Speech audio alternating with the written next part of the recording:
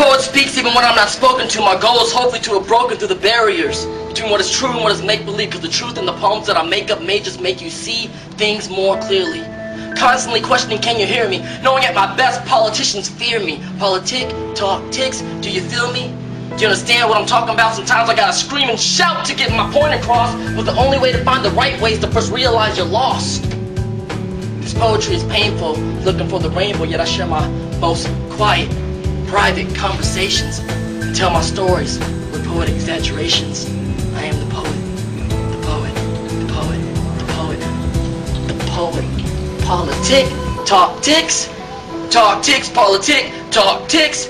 Talk ticks, Mr. Politician. You're always on a mission to keep things the same. What's the last damn thing that a politician ever did for change? For he feels he has the power. So would he ever give up his reign? Regardless of the pain of the people he governs, he tells them what is good and what is evil, but fuck him, I got the power. I got the power of truth, kid. I give it to the people, let the people choose it. Politic, talk ticks, politicians talk shit. As this poet rips, talk tick. Politicians make laws, talk shit. The only law I ever saw was the one that keeps me poor and the one that keeps them rich. Talk tick, how can a bunch of fat white guys tell me what is right and wrong after all of their lies? Never once they admit to stealing this land from the Indian man, and never once did they apologize. So in my eyes, I see politic, talk ticks, politicians talk shit. As this poet rips, talk tick, Mr. Politician, you forgot to listen. But more importantly, you forgot to genuinely care about the human condition.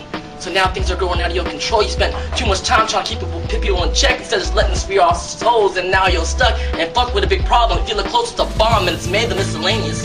And there's no more containing this because there are more of us than you. Red is the color of our blood, and the color of our soul is indigo blue. And the color of our world is painted with conflict, and it's getting mad thick. And the politic, talk ticks, as this poet rips, talk ticks, and it's about to explode. And the poets will lead it. Believe it. Yeah.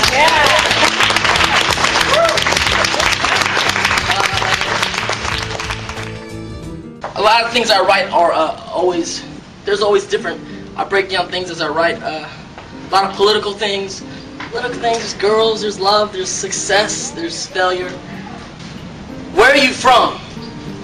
Well, that's a loaded question. See, me, I grew up in a blue-collar town, simply meaning the blacks and the browns, and me being of that category, plus my pops made less than 40, way less than 40.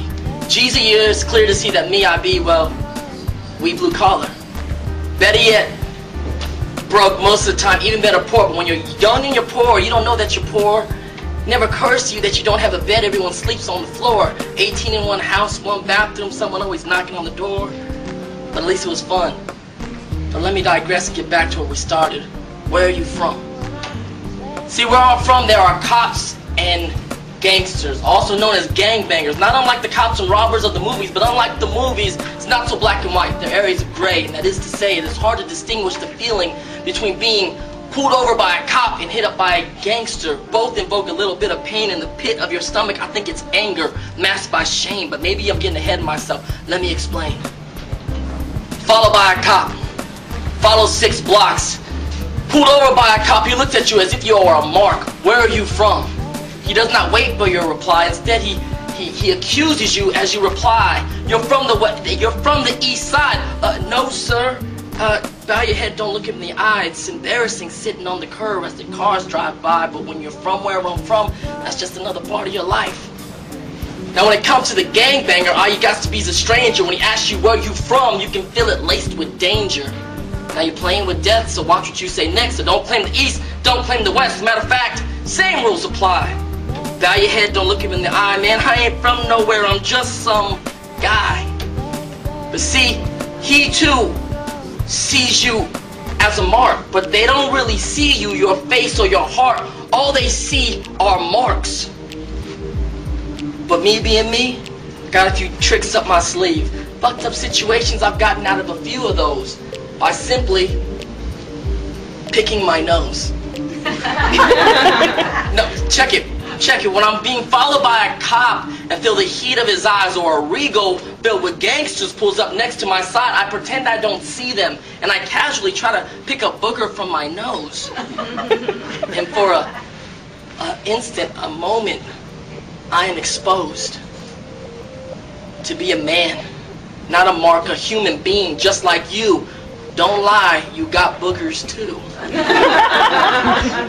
Now the cop, he continues to roll down the street, and the gangsters, well, they laugh, and then they just leave. Sometimes when you see a little bit of yourself in someone else, it can set you free.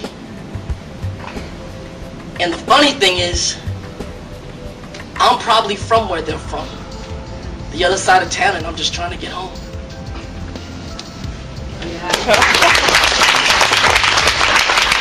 So, for all the poets that have been writing poetry, I've been writing poetry since, you know, I think really 15. We all live lives and we all see things, and that's kind of how I started writing poems. Of course, around 15, you fall in love for the first time.